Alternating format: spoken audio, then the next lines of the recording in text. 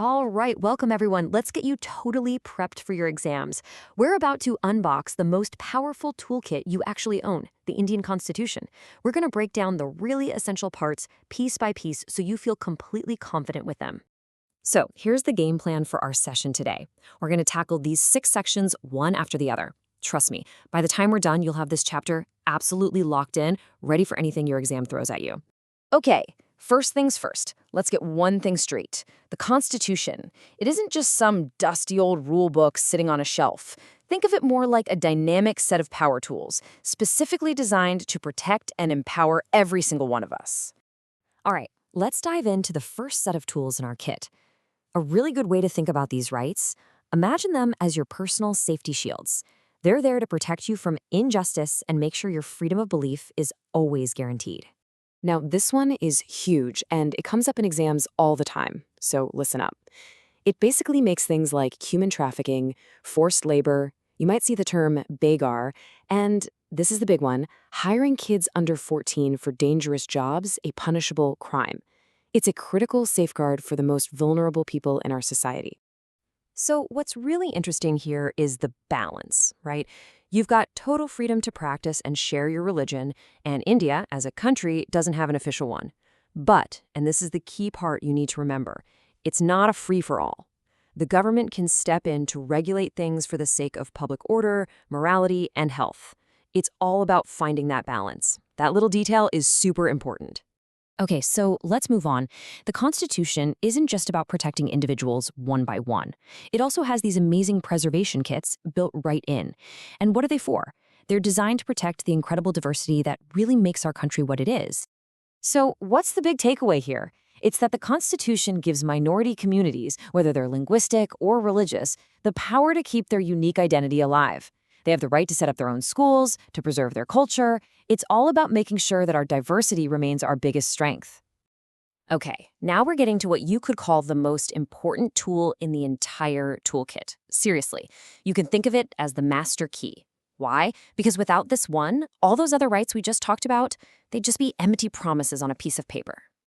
I mean, don't just take my word for it. Dr. Ambedkar himself, the main architect of our Constitution, put it perfectly. He called this right, the right to constitutional remedies, the very heart and soul of the whole thing. Definitely remember that quote. It's a favorite for exam questions on Article 32. So this one right gives you 5 super powerful master keys. They're officially called writs, and they let you go straight to the high courts or even the Supreme Court to unlock justice if someone violates your rights. Let's quickly run through what each of these 5 keys actually does. You want to know these. First up, habeas corpus. This is like your ultimate protection against being illegally locked up. So let's say someone gets arrested and their family thinks it's not legit. They can use this writ to make the police bring that person to court and explain why they're being held. It's a huge check on the power of the state. All right, next we have mandamus. This one is for when a public official just isn't doing their job, a job they're legally supposed to do. You can use this to force them into action. It's basically the court saying, hey, you have a duty to do this, so get to it. It's a really important tool for holding people accountable. Then there's prohibition. This one is more of a check inside the court system. A higher court uses it to tell a lower court to stop working on a case because it's outside their jurisdiction. It's pretty much like a referee blowing the whistle and saying, hey, stop, that's not your call to make. Okay, quo warranto. This one literally means by what authority. It's used to challenge if someone is legally allowed to hold a public office. So if you think someone got a government job they weren't qualified for, this is the writ that asks them to prove they have the right to be there. And the last of our 5 keys is certiorari. This is when a higher court orders a lower court to send a case up to them. Why would they do that? Well, maybe to correct a legal mistake, or because the case is so important that a higher court needs to handle it to make sure justice is served properly. All right, let's shift gears a bit. We've talked about the tools in your toolkit. Now let's look at the architect's blueprints. If your fundamental rights are the tools you can use right now, these principles are the grand design for building a better, fairer society for the future. And these blueprints are called the directive principles of state policy. Now, here is the absolute most critical point for your exams. They are non-justiciable. What does that mean? It means you can't sue the government if they don't follow them. They're not like your rights. They're more like a moral compass, a set of goals for the country to strive for. And this leads us straight into a topic that examiners absolutely love to ask about. It's the tug of war that can happen between your individual rights and these broader goals for society. So let's clear up how this whole balancing act works, once and for all. So this really lays it all out, doesn't it? Your rights are personal, they're legally enforceable, and they often act as a stop sign for the government.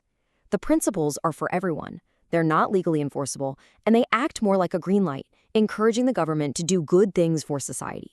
And here's a perfect real-world example of this balancing act in action. The right to property? It used to be a fundamental right. But that created problems when the government wanted to do things for the public good, like land reforms. So back in 1978, a big change happened, the 44th Amendment. It changed the right to property from a fundamental right to a legal right. This is a classic case of the Constitution being updated to find the right balance between individual needs and the needs of society. So, as you're studying for your exams, I want you to remember something. You're not just memorizing a bunch of rules.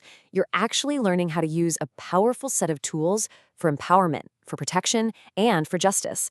Once you understand them, you'll be unstoppable. You've totally got this. We've definitely covered some major ground today, but believe me, there's always more to dig into. So make sure you check out our other explainers on this chapter. That way, you'll get the full picture and can really, truly master this material. And hey, if you want to keep this learning journey going and get all the support you need, you should definitely connect with us at A1 Institute. If you found this helpful, do me a favor, like, share, and drop a comment. And of course, subscribe to the A1 Institute YouTube channel so you don't miss anything. For admissions, notes, or any guidance, just reach out. Our phone number is right there in the description below.